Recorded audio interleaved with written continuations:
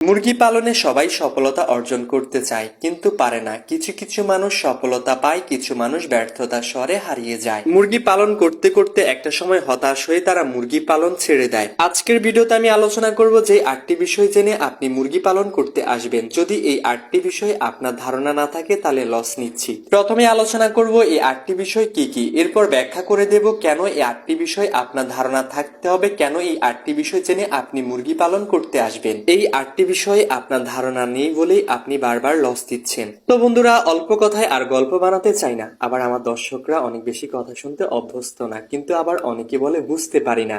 আমি সবসময় চেষ্টা করি আপনাদের ভালোভাবে বুঝাতে, তাই একটু বেশি কথা বলতে হয়, কিন্তু বাঙালির যে ধৈর্য নেই এটা বারবার প্রমাণ পাচ্ছি। ঠিক আছে, শুরু করা যাক মূল ভিডিও। মুরগি পালনে সফলতা অর্জন করতে হলে যে 8টি বিষয়ে আপনার ধারণা থাকতে হবে, সেই 8টি বিষয় হলো: 1 নম্বরে পরিকল্পনা ও লক্ষ্য নির্ণয়, 2 নম্বরে স্থান ও ঘর প্রস্তুত করা, 3 নম্বরে সঠিক জাত নির্বাচন, 4 নম্বরে খাদ্য ও পানি ব্যবস্থাপনা, 5 নম্বরে স্বাস্থ্য ও ব্যবস্থাপনা, 6 নম্বরে বাজারজাতকরণ পরিকল্পনা, 7 নম্বরে খামার ব্যবস্থাপনার টিপস, 8 নম্বরে ঝুঁকি ও ব্যবস্থাপনা। বন্ধুরা, মুরগি পালন করতে হলে অনেক বিষয় জ্ঞান থাকতে হবে বা অনেক বিষয় আপনাকে মেনে চলতে হবে, কিন্তু প্রথম অবস্থায় এই 8টি বিষয় আপনাকে জানতে হবে। এই 8টি বিষয় জেনে আপনাকে মুরগি পালন শুরু করতে হবে। এবার ব্যাখ্যা করা যাক এই 8টি বিষয় সম্পর্কে।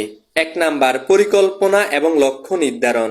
আপনি মুরগি পালন করবেন, আগে আপনাকে জাত নির্বাচন করতে হবে।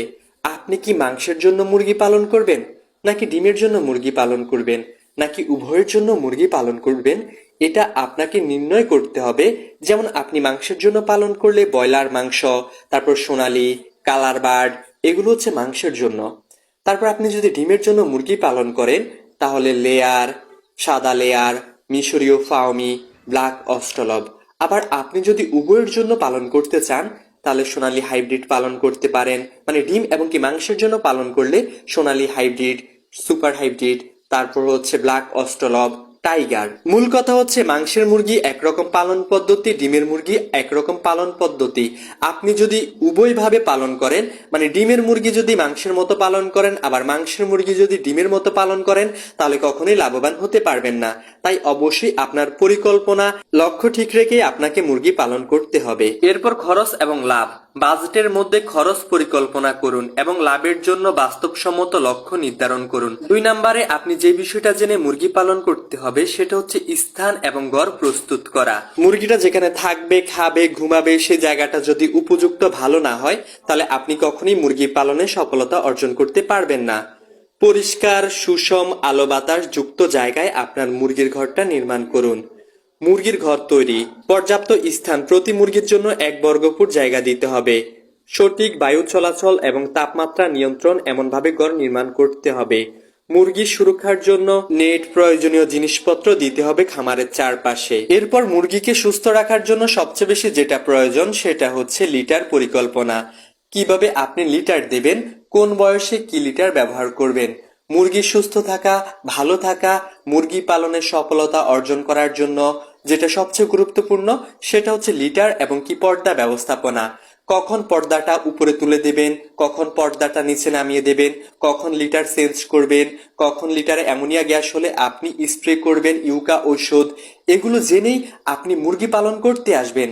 লিটার ব্যবস্থাপনা, পর্দা ব্যবস্থাপনা, এটা মুরগি পালনের সবচেয়ে গুরুত্বপূর্ণ। মুরগি সুস্থতাই নির্ভর করে এই পর্দা এবং কি লিটার। লিটার অনেকেই বুঝবেন না। আমরা অনেকেই মুরগি থাকার জায়গায় কাঠের গুঁড়ো, ধানের ছিটা, এক একজন এক এক জিনিস ব্যবহার করে, এটাকেই লিটার বলা হয়।